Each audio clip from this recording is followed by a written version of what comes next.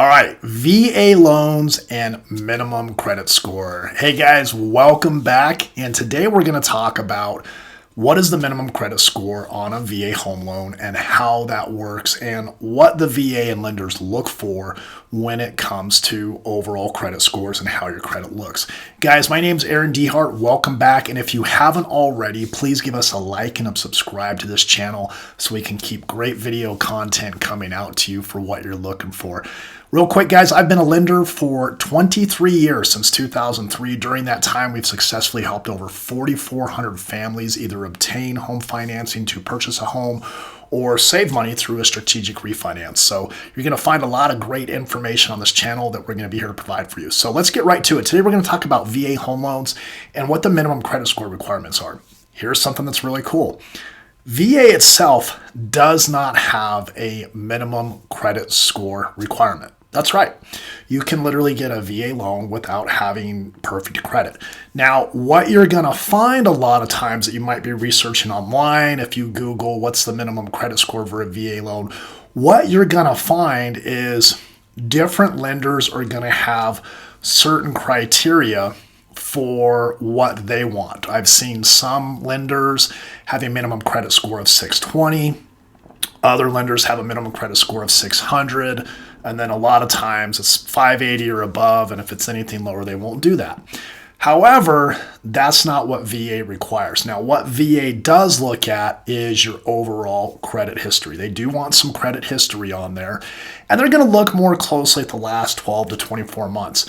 Now, what we find a lot of times is specific lenders that won't do a credit score below 580 is anytime you start getting around a 600 or below, you're going to get into what's called a VA manual underwrite. And if you haven't already, I have another video on VA manual underwrites and what that is.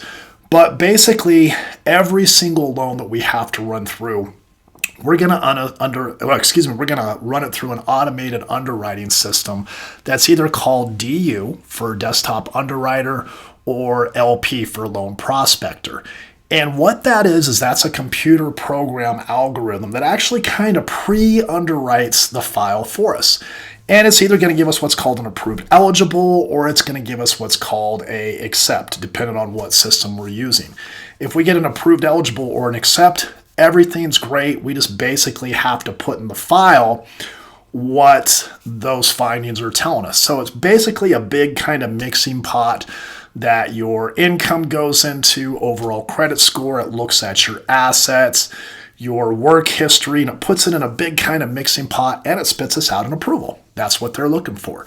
Now, what I've noticed is typically anytime we start getting below a 600 credit score, we're going to go to what's called a manual underwrite. And guys, that's not a big deal. Literally about 1 out of every 5 or so VA loans end up being a manual underwrite. And all that means is there's a few more requirements that we have to do to be able to get that loan approved. The file's a little bit more thicker, it's a little bit more paperwork, and that's okay. Not a big deal at all. However, a lot of lenders either don't know how to do manual underwrites or they just don't want to do them. So there is no VA minimum credit score that the VA has set. What the VA is allowed to do is allowed lenders to set their own terms and what their own requirements are when it comes to credit scores. That's going to be what's called a lender overlay. And different lenders will have different overlays based on how much risk they want to do and what they're looking at. So for example, you might have one lender that says, we're not going to do anything below a 620 credit score. And then you have other lenders that'll say, hey, we'll go all the way down to a 500 credit score. But I'm going to tell you right now, if you're getting a VA loan with a 500 credit score, it's going to be a manual underwrite, and you need to be prepared to put a little bit of elbow grease in there, and it's going to require a lot of documentation and a lot more work. So just be prepared for that up front. Now, what VA does want is some type of credit history. You can actually get VA loans without a credit score, and we can use what's called alternative trade lines.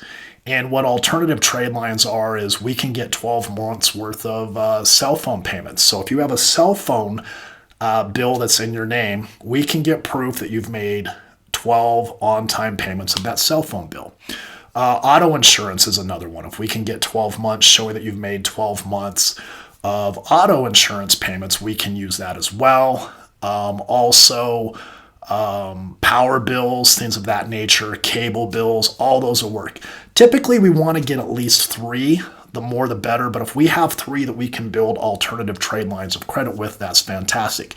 Now, another good option to do, depending where you're at on your home buying journey with your VA home loan, is you can actually get those different trade lines added to your credit report. I like to use Chime to help out with that. It's super easy to do, and you can actually get those things updated and reported on your credit report so it produces actual trade lines for you, and over time will produce a credit score with you. Another good option to help get credit scores is piggybacking off of someone else's credit. Now, what do I mean by that? That means you can become an authorized user on your parents' accounts, a friend's account, or something like that. What they do is they call up their credit card company and they add you as an authorized user onto their accounts. Now, what they can do is they're going to say, don't give them a credit card.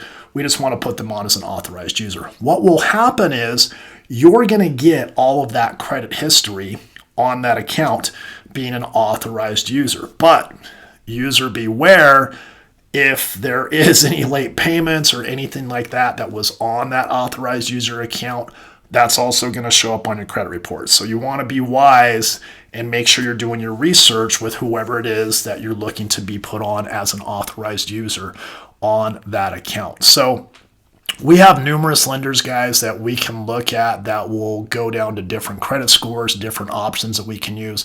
But I will tell you this, the sooner you start preparing, education and preparation is key, the more prepared you're going to be. As that credit score gets lower and lower, it's going to increase the likelihood of your loan not getting approved by a lot. So that percentage of loans that get approved, below like a 550 credit score or something like that, that percentage is going to go down drastically. Now, documentation is the key thing. If we've had things that have happened in the last 12 to 24 months that have occurred, you might have had a major medical issue in the family or an emergency or something like that.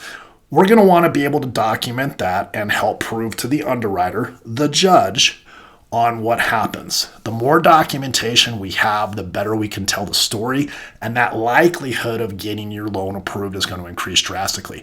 Personally, what my team and I like to do on any type of manual underwrite, we're going to put that file together first before you're even looking at homes, guys. Before you're even thinking about it, we're actually going to submit it before an underwriter, have it get reviewed by the underwriter, review it with them, and actually get a loan approval as a manual underwrite.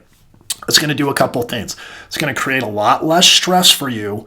And not only are you going to be pre-approved, you're actually going to have an actual loan approval that an underwriter has reviewed and looked at and gone through. So the likelihood of your offer getting accepted now when you are putting an offer on a house is going to increase dramatically. So guys, bottom line is VA does not have a minimum credit score. It's going to be set by different lenders. So when you're researching online, you're going to get a lot of different news from that. And depending on the lender you talk to, they might sit there and say, oh yeah, VA has a minimum credit score and it's 600 or 620. That's not true, guys. That's specific lenders' overlays. So make sure you have good credit history. And here's the biggest thing, guys. Make sure you've been paying your bills on time for at least the last 12 months, preferably 24 months. Can we get VA loans approved with some lates in the last 12 to 24 months? Yes. Is it a lot harder? Yes. Do we have to document and be able to explain and prove what happened, why we had those lates? Yes. So keep that in mind, guys. One of the best things I always tell my clients to do when you're starting this, create a separate folder on your desktop, and any documentation that you're going to need for your home loan or for the purchase of your house, name it so-and-so's home buying folder, whatever you want to call it, but have all that information ready to go. So when you do start the process, you're going to be ready to go. It makes it a lot easier on us. We're not going to be bugging you over and over again for documentation. We're not going to be having you piecemeal stuff. We have it all ready to go for you, and we can put that file together beautifully.